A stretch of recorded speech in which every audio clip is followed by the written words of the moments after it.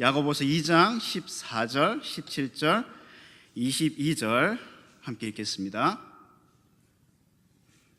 2장 14절입니다. 시작. 내 형제들아, 사람이 자기가 믿음이 있다고 말하면서 행위가 없으면 그것이 무슨 유익을 주느냐? 믿음이 그를 구원할 수 있겠느냐? 17절입니다. 이와 같이 믿음도 행위가 없으면 그것만으로는 죽은 것이니라. 22절입니다. 내가 보거니와 믿음이 그의 행위와 함께 일하고 행위로 믿음이 완전하게 되지 아니하였느냐? 아멘. 잠깐 기도하겠습니다. 사랑의 하나님, 참 감사합니다. 오늘 밤도 또 하나님을 사랑하여서 영과 진리로 경배드리기 위해 힘써 모이신 한 분 한 분을 인해 감사드립니다.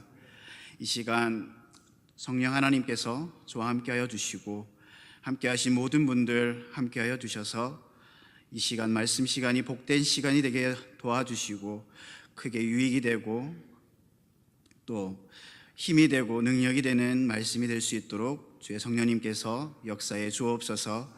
감사드리며 주 예수 그리스도 이름으로 기도합니다. 아멘. 앉으시겠습니다.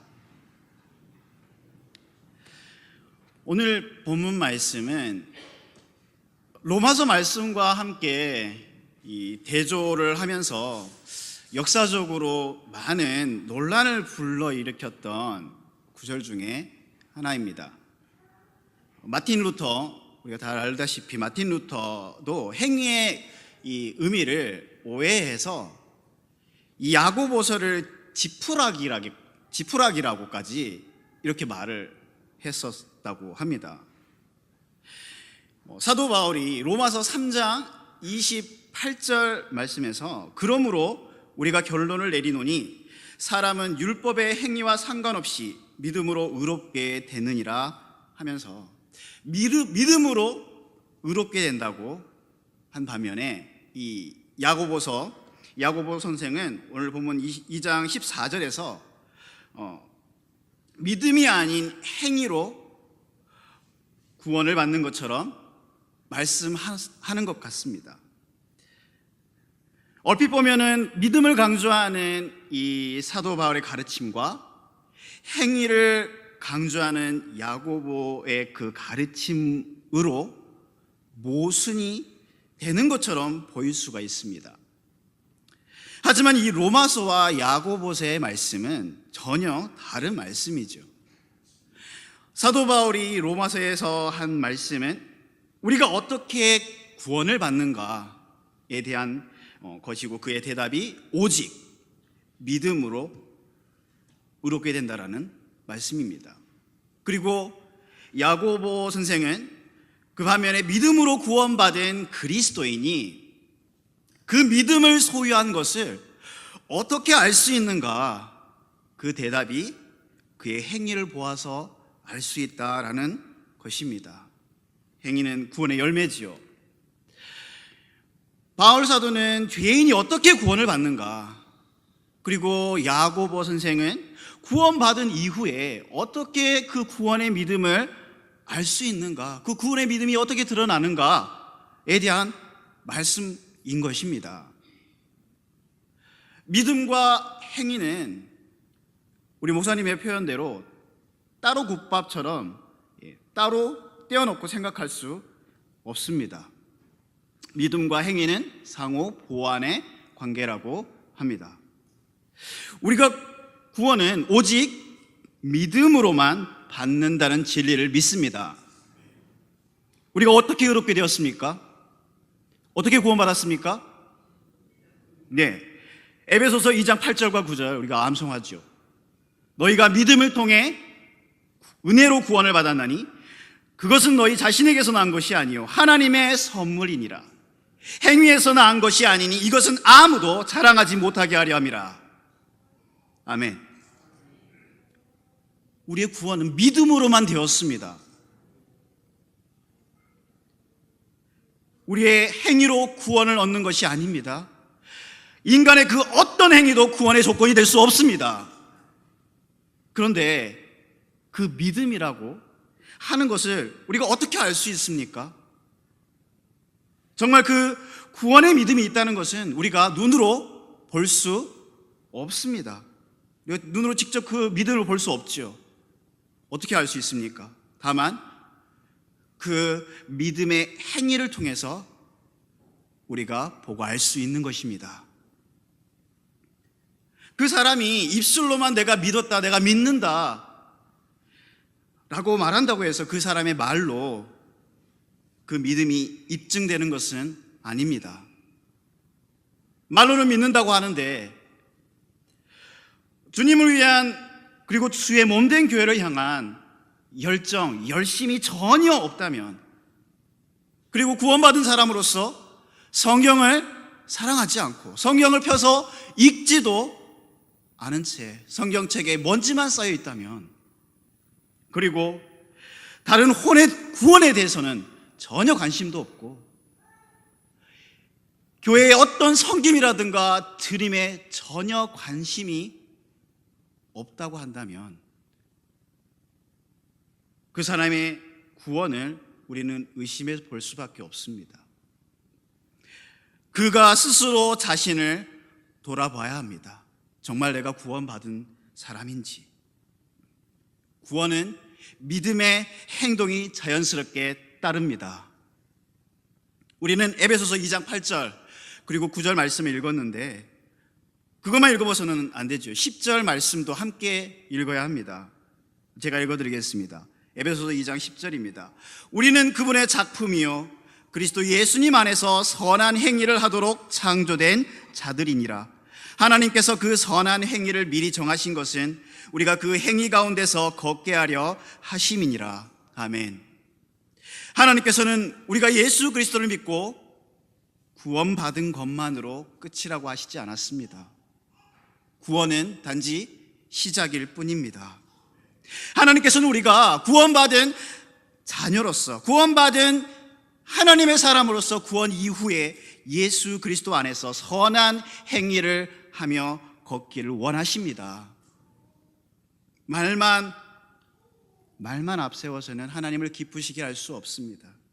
우리의 구원은 우리의 믿음의 행위로 입증되어야 합니다. 우리가 첫 번째로 이 14절 말씀을 통해서 알 수 있었던 것은 행위가 있는 믿음은 말이 아닌 행위를 통해서 나타나고 확인되어진다는 것을 알았습니다. 우리가 정말 구원받은 하나님의 자녀라면 그 구원에 합당한 삶을 보이면서 그 믿음을 입증하고 살아가는 저와 여러분이 되기를 바랍니다. 그리고 우리가 두 번째로 읽은 17절 말씀을 통해서 우리가 알 수 있는 것은 행위가 없는 믿음은 죽은 믿음이지만 행위가 있는 믿음은 살아있는 믿음이라는 것을 알 수 있습니다. 17절 말씀, 이와 같이 믿음도 행위가 없으면 그것만으로는 죽은 것이니라. 만약 믿음이 있다고 하면서 행위가 없다면 그 믿음은 살아있는 믿음이 아니고 죽은 믿음이라고 말씀합니다. 죽은 믿음은 형식적인 믿음이고 가식적인 믿음이고 무늬만 그리스도인인 믿음입니다. 본문에서는 15절과 16절에서 그 예를 들고 있습니다. 함께 같이 읽어보겠습니다. 15절, 16절입니다. 야고보서 2장 15절, 16절 시작. 만일 형제나 자매가 헐벗고 일용할 양식이 없는데 너희 중에 누가 그들에게 이르되 평안히 떠나가라, 너희는 따뜻하게 하고 배부르게 하라 하고는 몸에 필요한 그것들을 너희가 그들에게 주지 아니하면 그것이 무슨 유익을 주느냐. 어떤 형제가 정말 어려운 처지에 빠져 있는데 그냥 그 곁에서 말로만 아이고 불쌍하네, 저 이것도 필요하고 저것도 필요할 건데 그렇게 말만 하면서 그 고통당하는 형제를 돕지 않는다면 그것은 아무런 유익이 없는 믿음이고 죽은 믿음이라고 말씀합니다. 말만 하고 행동하지 않는다면 그 믿음은 헛된 믿음이요 죽은 믿음인 것입니다. 죽은 사람은 어떻습니까? 움직일 수가 없죠. 26절 말씀에도 보니까 영이 없는 몸이 죽은 것 같이 행이 없는 믿음도 죽었느니라. 죽은 사람은 움직일 수 없습니다. 죽은 사람은 어떤 영향력도 발할 수가 없습니다. 이와 같이 죽은 믿음은 어떤 영향력도 끼치지 못합니다. 왜입니까? 행동하지 않기 때문입니다. 행동하지 않으면 아무런 일도 일어나지 않고 어떤 결과도 얻을 수 없습니다. 살아있는 믿음을 가진 사람은 다른 사람에 대해서 불쌍히 여기는 것으로 그치지 않습니다. 구체적인 행동을 취하겠죠. 무엇인가 할 수 있는 일을 찾고 행동하는 것입니다. 우리가 마음속에 어떤 선한 행동을 해야겠다, 그런 생각이 떠오르면, 또 그것이 하나님을 기쁘시게 한다고 생각이 되면 바로 행동에 옮기시는 것이 좋습니다. 두 번, 세 번 생각하면은 쭈뼛쭈뼛 그 행동을 주저하게 돼서 기회를 놓치게 되고 결국 아무것도 하지 못하는 경우가 생길 수가 있습니다. 형제 사랑에, 형제를 사랑하는 그 일에는 지나침이 없습니다. 그리고 형제 사랑은 즉시, 생각했을 때 즉시 해야 합니다. 어느 교회 목사님이 신장이 두 개가 있죠. 콩팥이죠. 신장 두 개가 모두 약해져 가지고 제 기능을 못 하게 됐어요. 그래서 건강한 사람의 신장을 이식해야 된다는 병원의 진단을 받고 입원하게 됐습니다.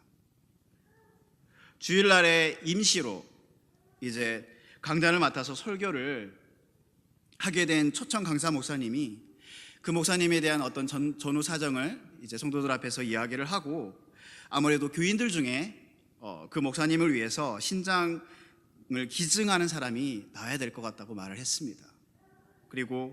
그래서 고통받는 그 목사님을 위해서 신장을 기증할 뜻이 있는 사람은 손을 들어보세요라고 했습니다. 그러자 잠시 후 여기저기에서 손을 들기 시작했는데 거기에 모인 거의 대부분의 성도님들이 다 손을 드는 거예요. 그날 설교를 맡은 그 목사님이 정말 감격해가지고 말했어요. 여러분 정말 감사합니다. 이렇게 하나님의 사람을 사랑하는 사람들이 이렇게 많다니 정말 놀랍습니다. 하지만 이 신장을 기증하는 사람은 한 사람만 있으면 됩니다.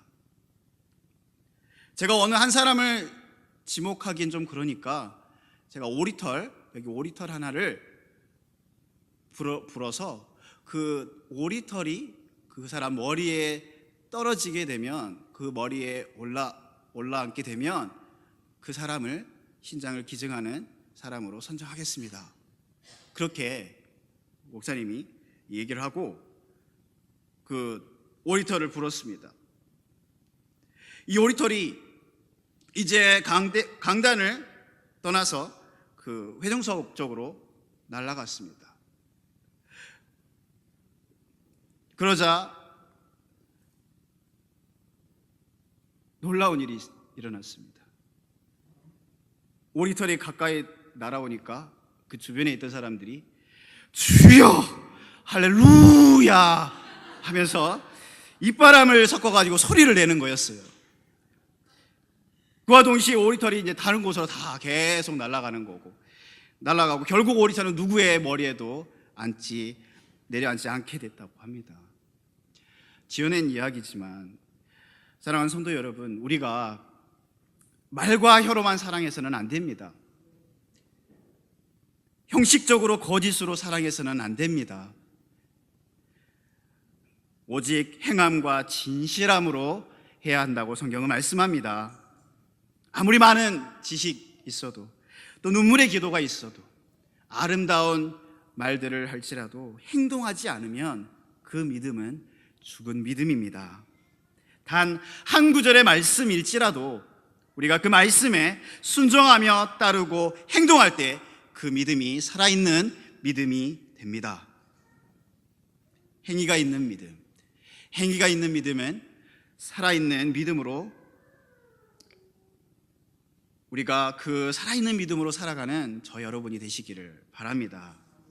예수님께서 요한복음 13장 35절에서 말씀했습니다. 너희가 서로 사랑하면 이로써 모든 사람이 너희가 내 제자인 줄 알리라 하시니라. 여기서 서로 사랑한다는 것은 말로만 사랑하는 것이 의미하지 않지요. 행동하는 사랑, 그것을 의미합니다.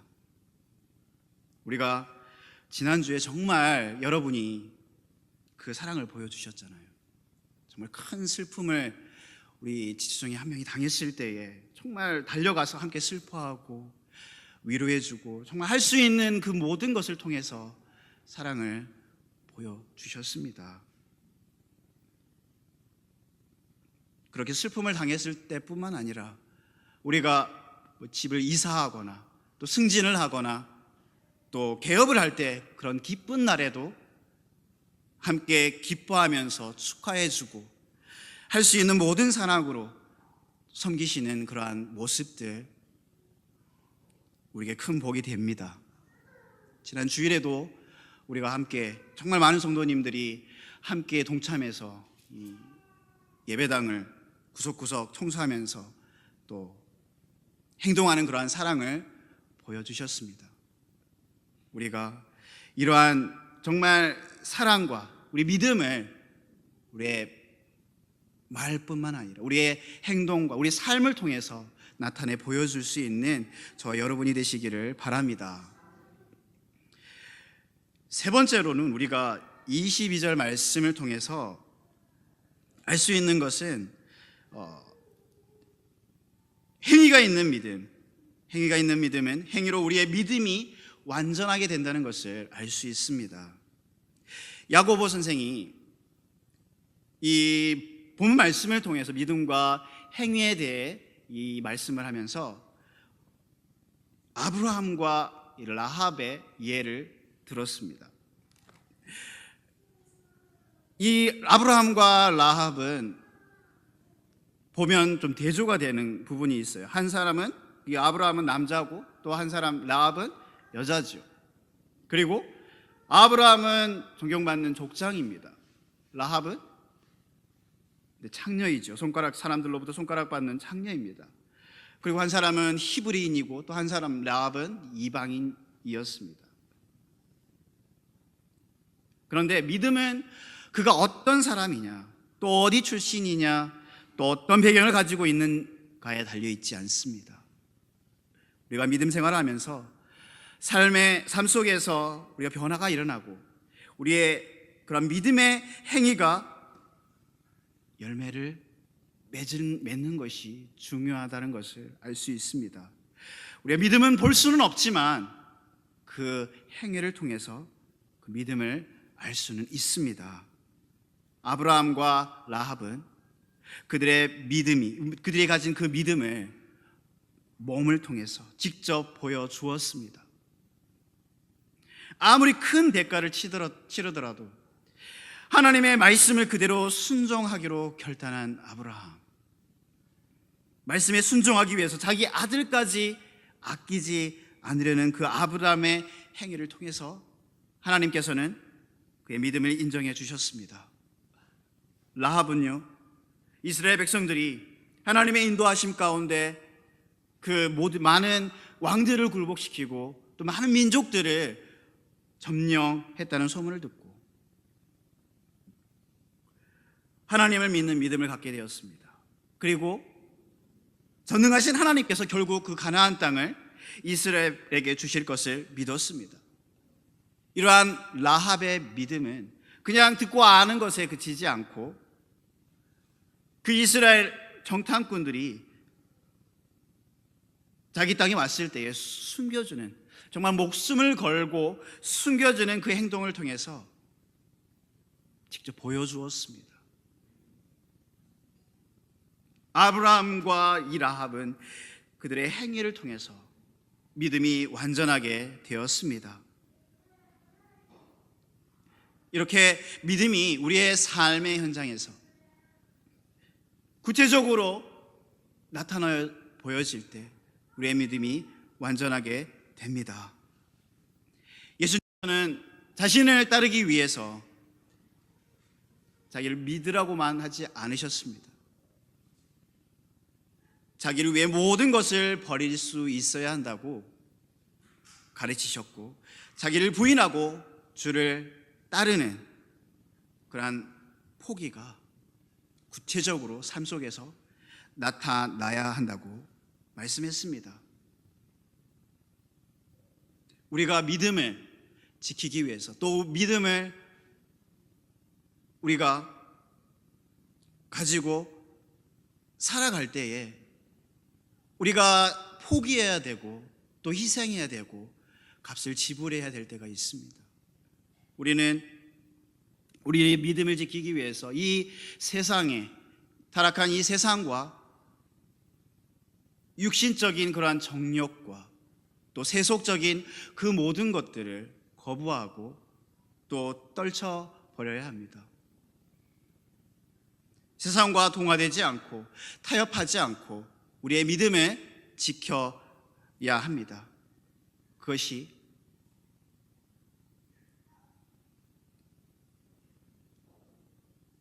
우리의 믿음의 행위를 나타내 보여주고, 그러한 믿음의 행위를 통해서 하나님께서 우리의 믿음을 완전하게 되게 하실 줄 믿습니다. 담임 목사님과 우리 부목사님께서도 여러 번 이러한 부분에 대해서 말씀을 하시는데, 우리가 가장 쉽게 우리 집에서 세속적인 것, 세상적인 것 들어오는 것이 TV잖아요. 자녀를 가진 부모님들은 TV를 집에서 없애는 것을 권합니다. 저희 집에도 TV가 없습니다. 혼수품으로 이제 TV가 있었지만 하나님께서 그 TV를 고장내게 하시더라고요. 그래서 우리 교회 오고 나서 그 이제 하성이나 하진이가 태어나면서 교육적으로 이제 신앙적으로 TV가 어떻게 없애면 좋겠다는 그런 마음은 있었지만, 차마 이제 혼수품이고 또 장인 어른이나 부모님이 오셨을 때도 TV를 시청하시기 때문에 차마 없애지는 못했었습니다. 그런데 하나님께서 그걸 고장내시더라고요. 그래서 TV를 버리게 됐고, 그 TV가 없어지니까 하성이, 하진이가 책을 보더라고요. 책을 보고 자기들끼리 이렇게 대화하고 또 역할놀이도 하면서 그 관계가 더욱 돈독해지고 너무 좋은 그러한 효과가 있는 것을 경험했습니다. 여러분 집안에서도 TV를 없애보기를 권합니다. 이렇게 우리가 정말 믿음을 지키고 유지하고 또 그 믿음의 행위를 나타내 보여주기 위해서 기꺼이 우리가 대가를 지불하고 또 희생하고 포기해야 할 때 해야 합니다. 그러할 때 하나님께서 우리의 믿음을 더욱더 완전하게 하고 더욱더 성숙한 그러한 믿음의 사람들로 인도하실 줄 믿습니다. 우리가 이 땅에서 잠시 살다가 끝나버리는 그런 인생이 아니잖아요. 우리가 하나님의 자녀들입니다. 하나님의 자녀로서 영존하는 그러한 생명을 가진 사람으로서 정말 구원받은 그리스도인으로서 하나님의 자녀로서 우리가 가진 그 믿음을 다른 믿지 않는 사람들 앞에서도, 세상 속에서도 그 믿음의 모습을 우리의 행위를 통하여서, 우리의 삶을 통하여서 나타내 보여주는 살아있는 믿음을 가진 성도들이 다 될 수 있기를 바랍니다. 행위가 있는 믿음, 그리고 살아있는 믿음, 우리의 삶으로 나타내 보여주는 그런 믿음으로 살아가는 저 여러분이 되기를 바랍니다. 기도하는 시간 갖겠습니다.